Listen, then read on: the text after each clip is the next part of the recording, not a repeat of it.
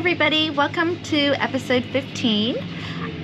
In this episode we are traveling north from the Exumas all the way up to Virginia, and in this episode you'll find lots of travels and seeing lots of parts of the Bahamas as we zip north that we kind of saw slowly on the way down, and we kind of zipped through them on the way north. We have a friend, Ken, who came and traveled north with us, so that was kind of fun. And last but not least, please subscribe. So I've been working for the past 4 or 5 hours trying to figure out why the generator is leaking diesel in the pan, and it ultimately overflows and goes in the bilge, which obviously is not good. And I've been able to figure out, I believe, that it's this part right here.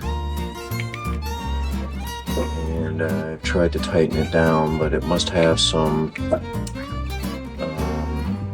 sealant on it in order to make it completely lock tight or something. I don't know. Fuel tight. So I'm going to try to take it off and take a look at it and see what's going on. Alright, well, I found it, and there's a hairline crack in the elbow. Of course, getting parts is going to be nearly impossible. Maybe I can somehow patch it. I applied some epoxy and let it cure about an hour. Put it around the fitting where it was cracked and put new Loctite and started the engine, and it seems like it's not leaking. Don't respect what? Diet Coke. Don't respect the Diet Coke. How anti-American is it? Don't respect the Diet Coke.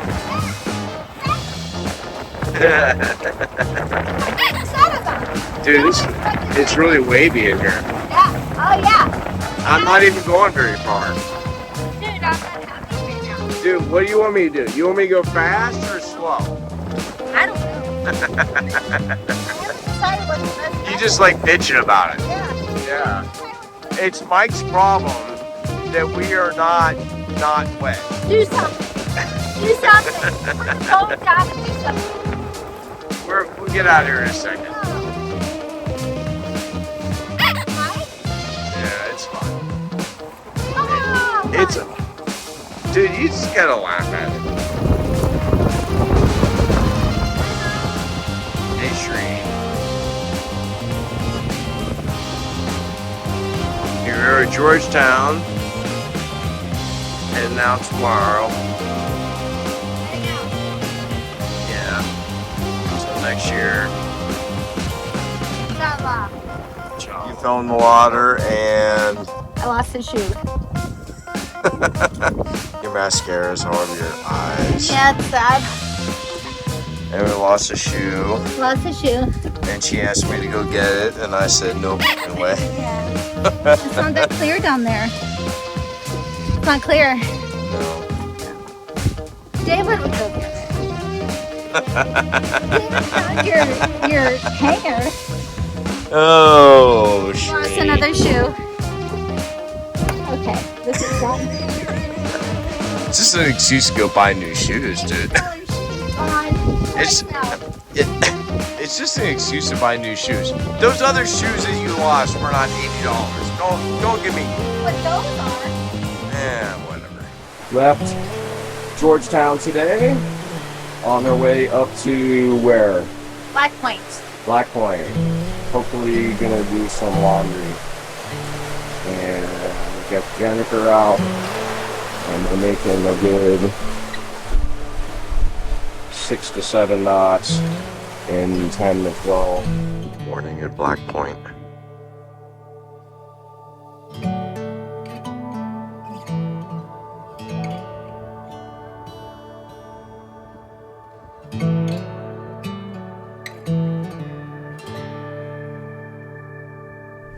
We're headed back to Shroud Key from Black Point today. Unfortunately, the wind is hitting us on the nose, so we can't really sail.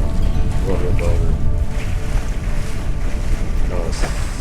7-hour, 8-hour trip today. Mike trying to pay for one night of anchoring at Shroud Key. Here we are going through the North Mangroves at Shroud Key at high tide. It's about 6 p.m. on May 16th. Very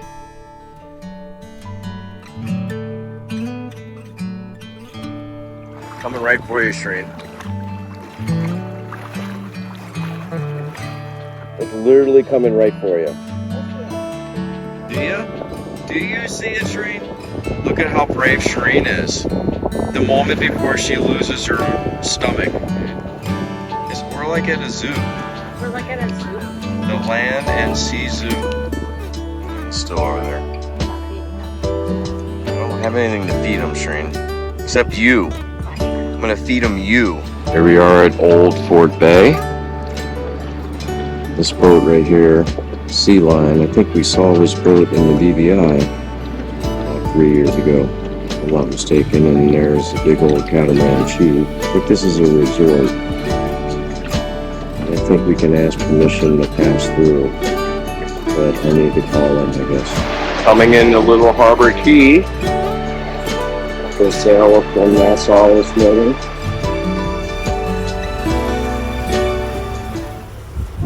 I saw that big thing and I didn't want to hit it. Sweet. Rev the engine. I revved the engine when I should have. Where are we? Flows. Flows. We don't think it's open though. I don't think it's open. We'll go check it out and. Yeah. Can I have my shoes though? Your what? My shoes. Your shoes. Look at all those conch shells over there. It's pretty impressive. Quiet. Humongous fish right here. Humongous? I mean, I see the fish, but are they humongous? There was one this big. No, we didn't come through there, did we? Oh, we're coming through there. Or we come through the last one? Maybe we did come through there. There must be. There must be several cuts. Maybe you can make it through there. We should go look at a chart.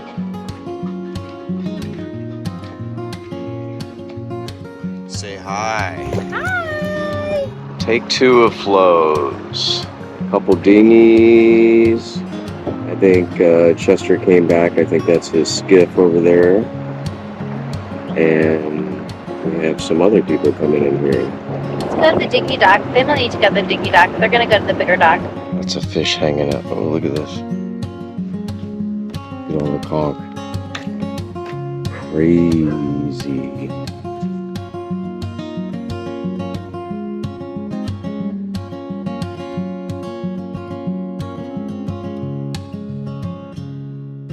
We're gonna go up just north of here, about 4 nautical miles. I think there's a Sunday Fun Day cruiser thing up there.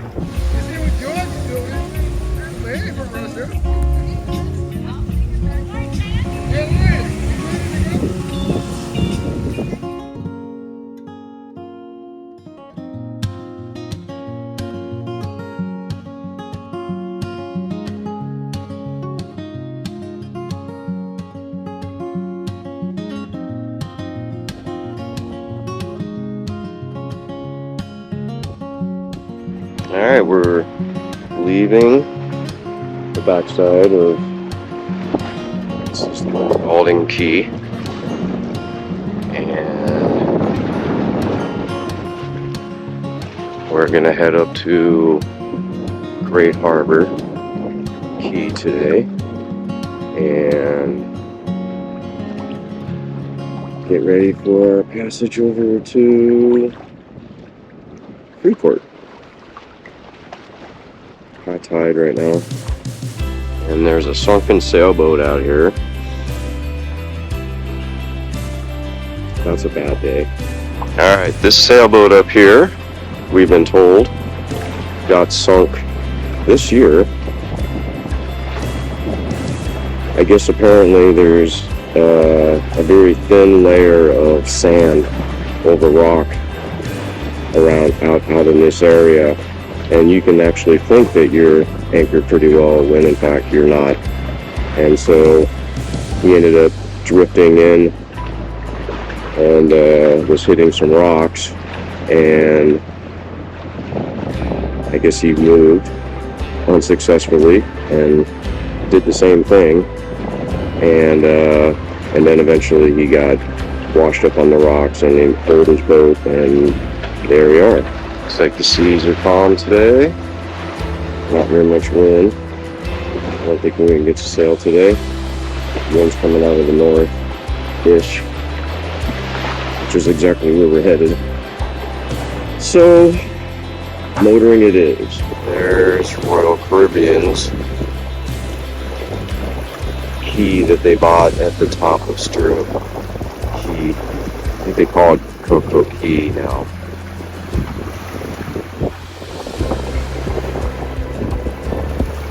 I don't know if people are... There's definitely some people on the other side of the boat. I couldn't tell if they were actually loading or unloading. So, unfortunately, we didn't have any video from our crossing from Great Harbor Cay over to Grand Bahama Yacht Club Marina. We were watching the weather, and we were watching the sea state, and the sea state had calmed down, and we believed that we were going to have an okay crossing. So we waited until about 7 p.m. that night before we had left, and there were some isolated thunderstorms that were rolling through and that sort of thing, but we were able to kind of steer around them. We got about 4 or 5 hours into the 10-hour trip, I believe, and we hit some nasty weather, and I tried my best to kind of steer around it, but you know, the only thing that radar was able to pick up was the actual sideways rain.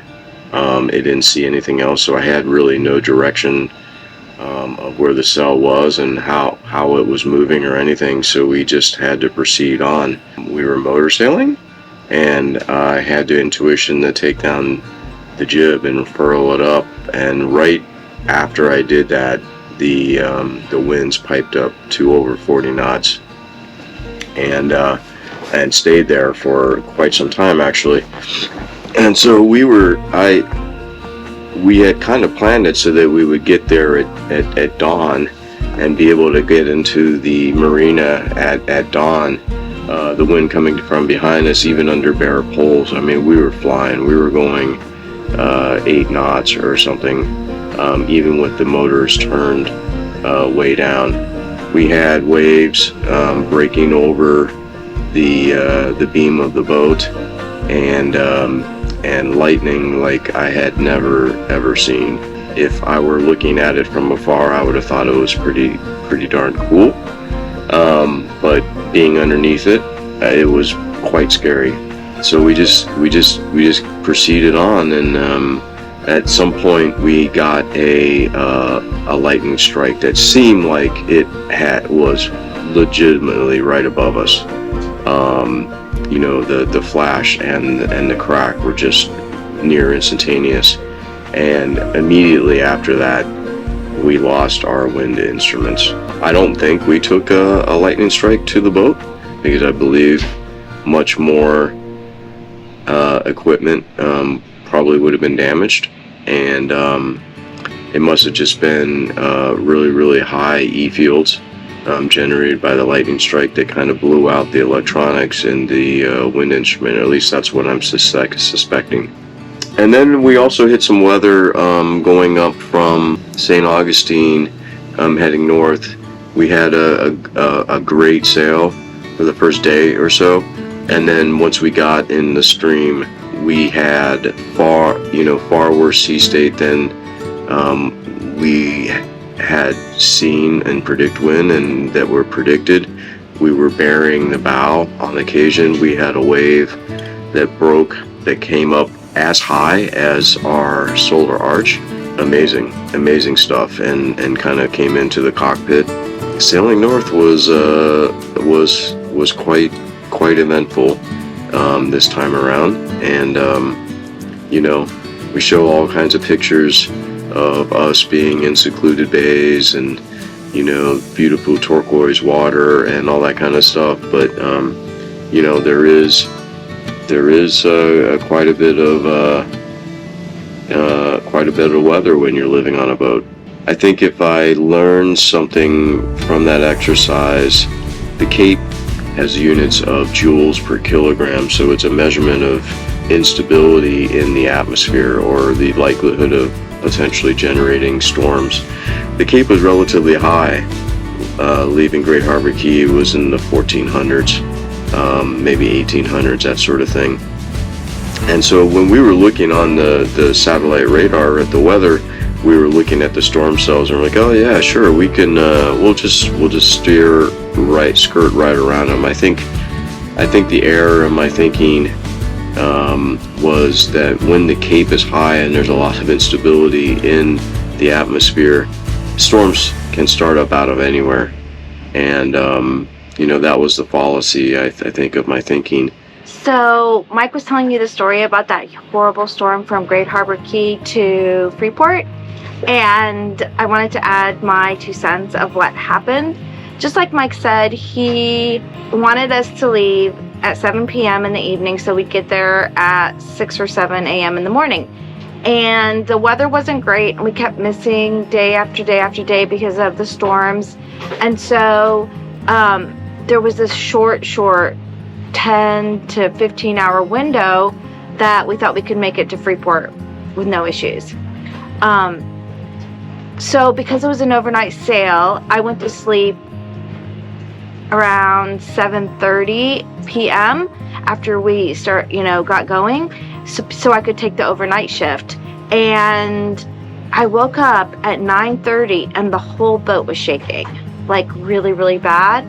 There was huge wind and huge water, seas, and sat up in my bed because I usually sleep upstairs when we're on a passage.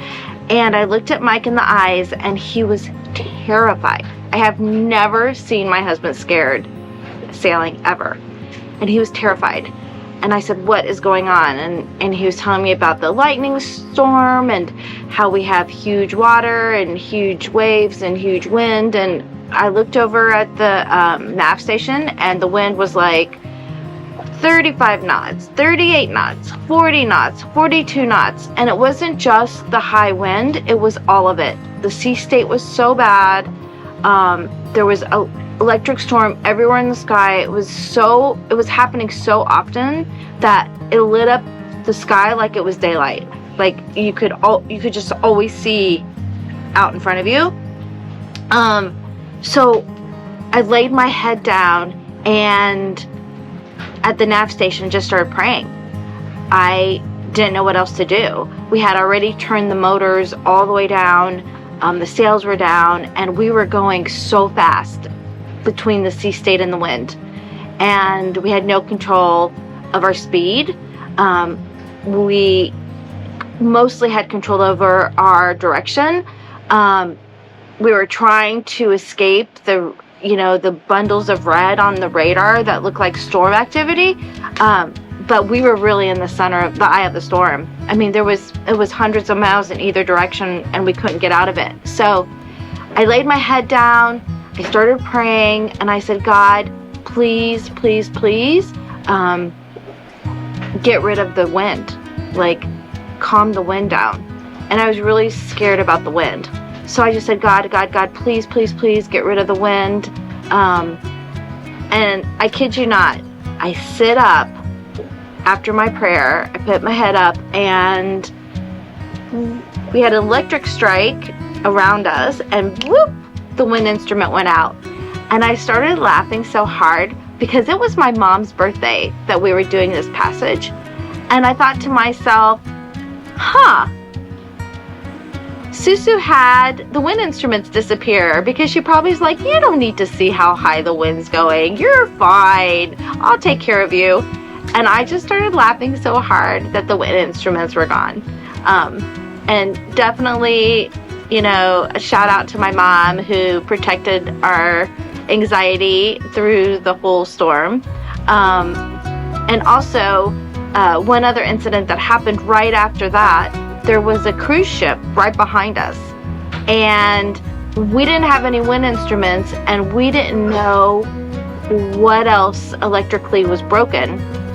So Mike calls the captain of the cruise ship and says, we just want to make sure that you can see us because we've had electrical problems, and because they were right on us.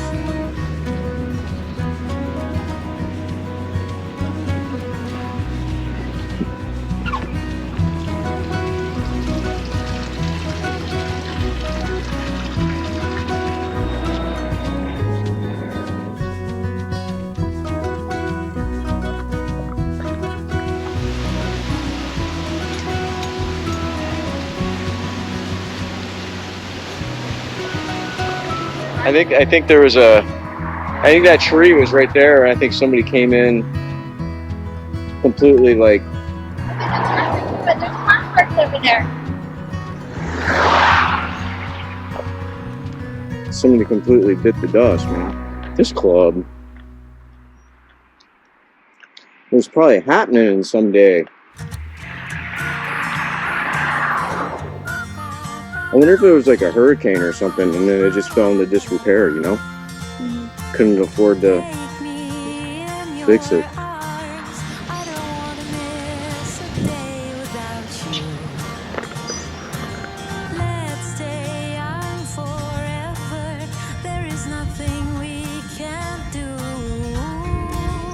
What's the name of this beach?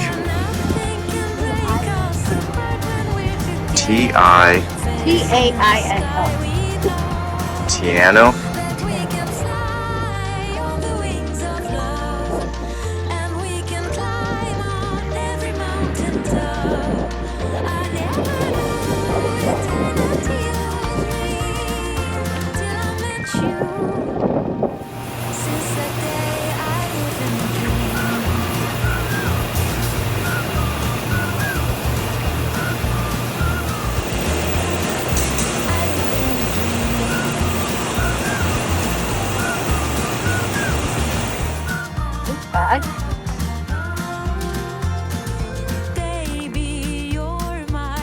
What are you gonna do with the other 2 bags? Problem. No problem. No problem. No problem. Mm-hmm. I got it. Yeah. Looks like it's stormy. Go, honey bunny. No problem. I don't worry about these things. So here Mike is getting ready to go up the mast. We need to fix the wind instrument. We did a bunch of troubleshooting, and it looks like it really is the vane on the top of the mast that broke during the windstorm last Wednesday and May 24th. So just fixing it. Okay, I'll let you down. The bucket's stuck. Here we are at the top of the mast. It's as long as you trust your climbing harness, it's not so bad. Alright, mission accomplished. We get the new wind instrument up. I tightened that antenna up. I don't know what that line's all about, and the Windex is now tightened up. What'd you say, Shereen? Holy shit. He's got steps up there. We are exiting Grand Bahamas Yacht Club. It's about 6 or 8 in the morning, and hopefully we'll have a non-eventful trip up to St. Augustine or possibly Charleston.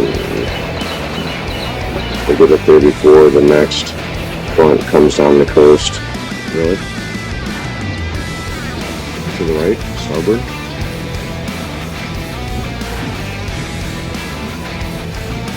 It's high tide. Am I gone? Past it? I can see the starboard now, so.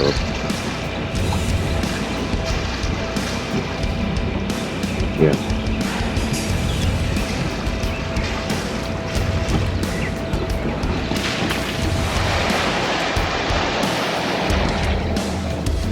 It's the last sunrise in Bahamas. We're heading home today.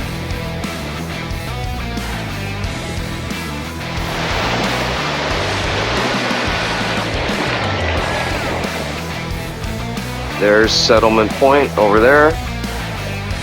Leaving Grand Bahama behind us. And nothing but a lot of blue water ahead of us.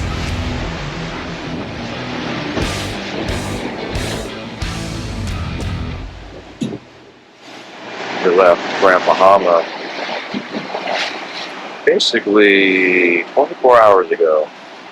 And we've been kind of motoring / motor sailing up. And just starting to cut into St. Augustine. It's been a bit rougher than we thought it was going to be. Shireen did the 3 a.m. to 6 a.m.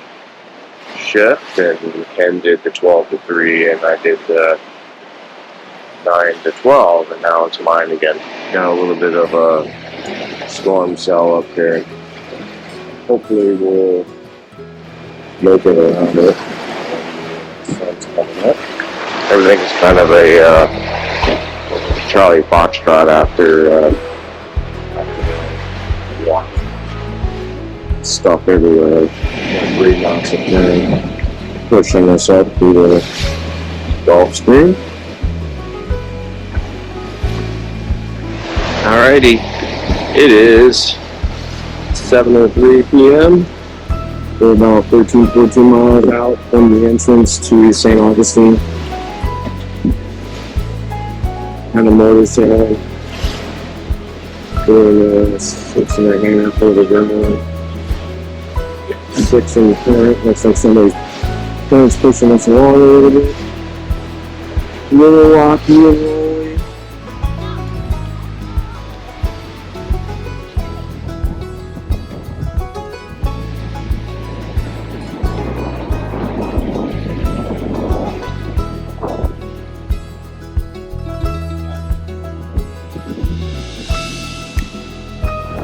Got our groceries, we're ready to leave tomorrow. Heading back to the boat. What was the marina shipyard we're at? St. Augustine Municipal Marina. No. Where the guy let us out on the dinghy. Oh, I don't know. They were very nice though. Alright, for about 3 hours into our trip from St. Augustine up to the Chesapeake Bay. White magic. White magic.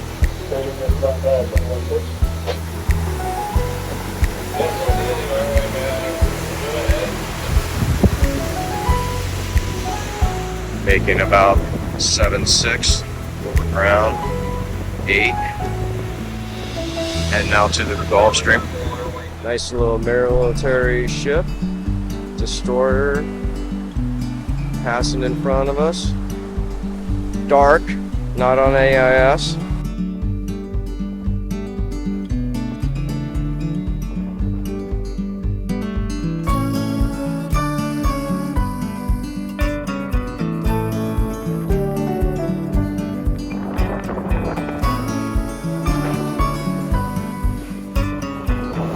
It's 24 hours into our trip. Shireen's on watch.